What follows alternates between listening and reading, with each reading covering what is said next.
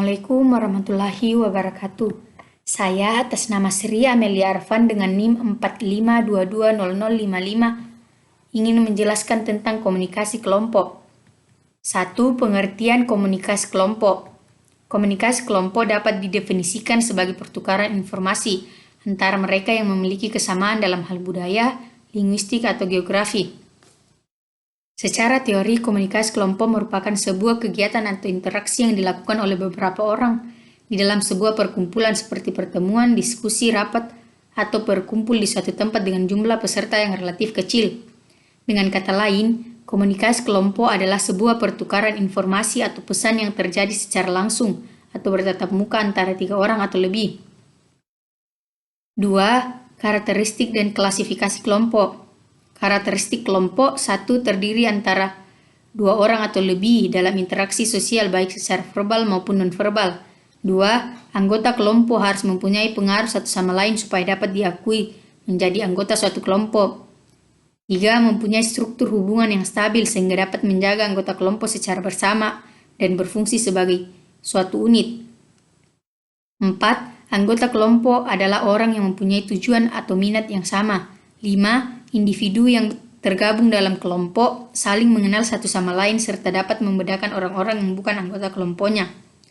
Klasifikasi kelompok 1. Primer dan sekunder. Kelompok primer ditandai dengan adanya hubungan emosional, personal, dan akrab menyentuh hati seperti hubungan keluarga, teman dekat, dan tetangga rumah.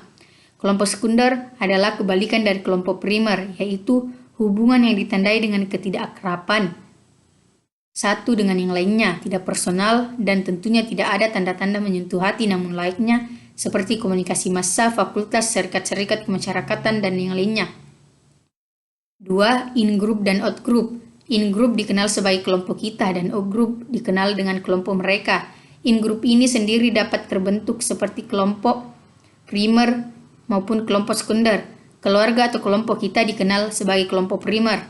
Adapun perasaan in-group diungkapkan dengan kesetiaan, solidaritas, kesenangan, dan kerjasama. Sedangkan untuk membedakan in-group dan out-group, sebaiknya kita membuat batas yang fungsinya untuk menentukan siapa yang masuk ke dalam kategori orang dalam dan siapa yang masuk dalam kategori orang luar. 3. Deskriptif dan preskriptif. Kelompok deskriptif menunjukkan klasifikasi kelompok dengan melihat proses pembentukannya secara alamiah. Kelompok deskriptif dibagi menjadi 3 yaitu kelompok tugas, pertemuan, dan penyadar. Sedangkan kelompok preskriptif mengklasifikasikan kelompok menurut langkah-langkah rasional yang harus dilewati oleh setiap anggota kelompok untuk mencapai tujuan yang diinginkan. 3. Dinamika kelompok dan fungsinya. Dinamika kelompok adalah suatu kelompok yang terdiri dari 2 orang atau lebih individu yang memiliki hubungan psikologis secara jelas antar anggota satu dengan lainnya dan berlangsung dalam situasi yang dialami. Dinamika kelompok berasal dari kata dinamika dan kelompok. Dinamika berarti interaksi atau interdependensi antara kelompok satu dengan yang lainnya. Sedangkan kelompok adalah kumpulan individu yang saling berinteraksi dan mempunyai tujuan bersama. Fungsi dinamika kelompok 1. Membentuk kerjasama saling menguntungkan dalam mengatasi persoalan hidup. 2. Memudahkan pekerjaan. 3. Mengatasi pekerjaan yang membutuhkan pemecahan masalah dan mengurangi beban pekerjaan yang terlalu besar sehingga selesai lebih cepat, efektif, dan efisien. 4. Menciptakan iklim demokratis dalam kehidupan masyarakat dan memungkinkan setiap individu memberikan masukan, berinteraksi, dan memiliki peran yang sama dalam masyarakat. 4. Tujuan komunikasi dalam kelompok. 1. Menjalani hubungan sosial antar individu. 2. Menyalurkan ide, pikiran, gagasan, saran, hingga kritik. 3. Menjadi sarana atau alat terapi diri. 4. Sarana untuk belajar meningkatkan pengetahuan. 5. Membuat sebuah keputusan. 6. Menghasilkan sebuah solusi. 7. Menjadi media penghubung antar pihak. 8. Menyusun rencana atau kegiatan kelompok. 9. Memecahkan masalah yang dihadapi. 5. Langkah pemecahan masalah dalam kelompok.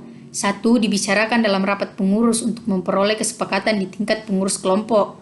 2. Kesepakatan yang telah dicapai di tingkat pengurus dibahas atau dibicarakan dalam rapat dengan seluruh anggota kelompok. 3. Hasil pembahasan di tingkat kelompok harus ditaati seluruh anggota. 4. Pengurus kelompok membuat rencana tindak lanjut berdasarkan alternatif upaya pemecahan masalah yang telah disepakati. 6. Faktor yang mempengaruhi komunikasi kelompok. 1. Ukuran kelompok. Semakin besar ukuran kelompok, maka akan semakin besar pula kemungkinan sebagian anggota kelompok yang tidak mendapat peluang untuk berpartisipasi. Sementara itu, dari segi kepuasan anggota kelompok, makin besar ukuran kelompok, maka makin berkurang kepuasan anggota-anggotanya.